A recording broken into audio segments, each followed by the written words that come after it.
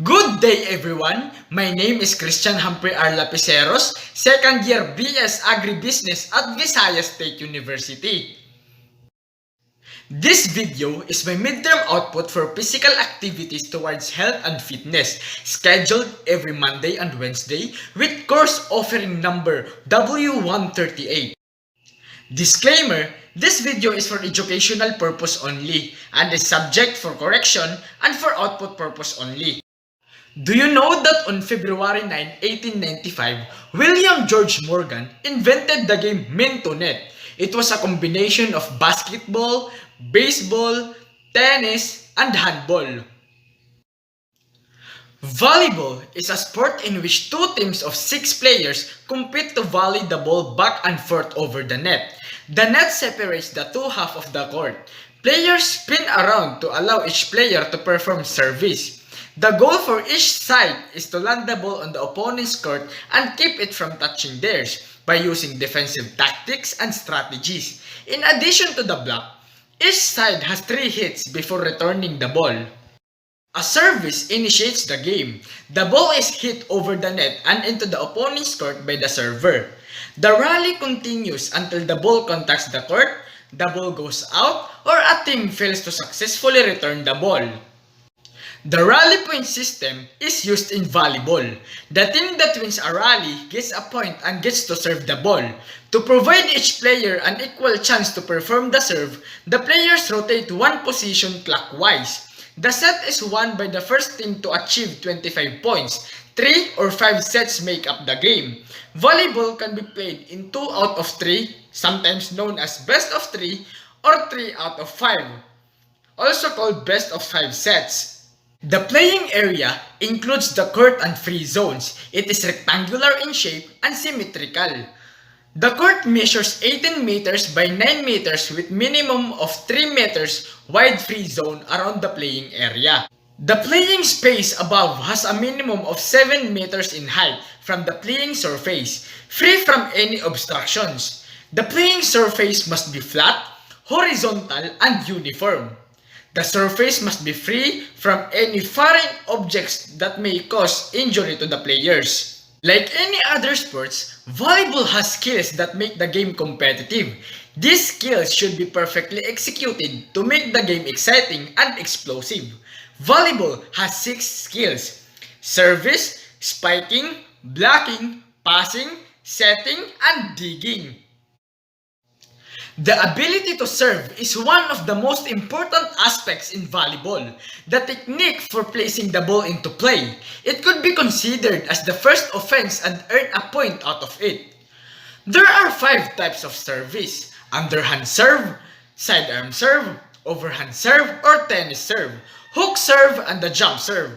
The ball should be released or leave the hand of the server before it would contact the hand of the server. Serve.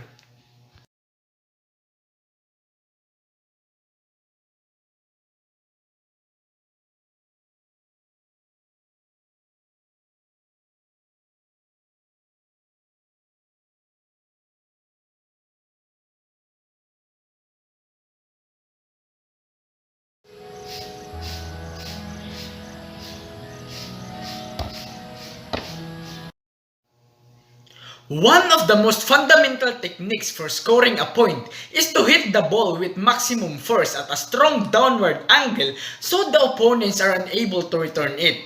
An attacker generally performs this talent by leaping into the air and then striking the ball downwards towards the opponent's floor.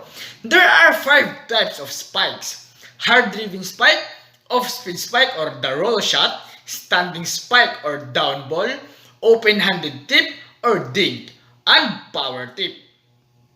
And go.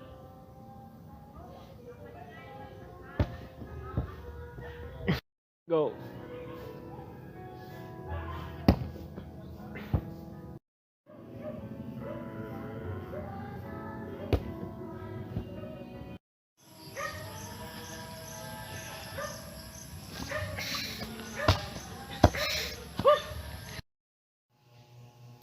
Blocking is the third crucial skill. Single blocking is not the most effective type of blocking. It allows back row players to dig or throw the ball fast and avoid a free kill in a tight game. The player in front of the attacker deflects an attack ball at the net, and a teammate comes in and aids by carefully lining up to build a wall. Triple blocking is the most effective type of blocking since it requires all three front row players to leap at the same time, increasing the chance of blocking the ball. Volleyball's fourth fundamental skill is passing. The team's top priority is passing, which should be practiced every day. In volleyball, it is crucial and it is the key to a successful game. The ball should always reach the setter. There are three types of pass: bump or forearm pass, overhead pass, and dig pass. Dig pass. Also, digging is one of the important skills in volleyball. Digging is done if the ball is far from the player who does not have enough time to catch the ball by moving the feet.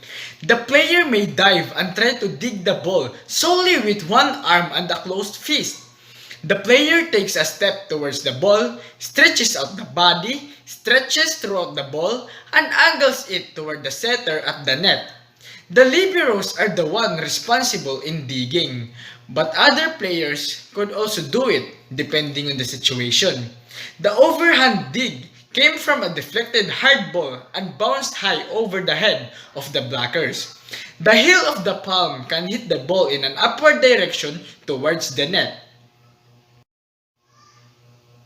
To conclude, volleyball is a game played by two teams, usually of 6 players on a side, which the players use their hands to bat a ball back and forth over a high net, trying to make the ball touch the court within the opponent's playing area before it can be returned. The 6 essential skills to be successful in playing volleyball are serving, spiking, blocking, passing, setting, and digging. Volleyball is a team sport that is fun, creative, and challenging.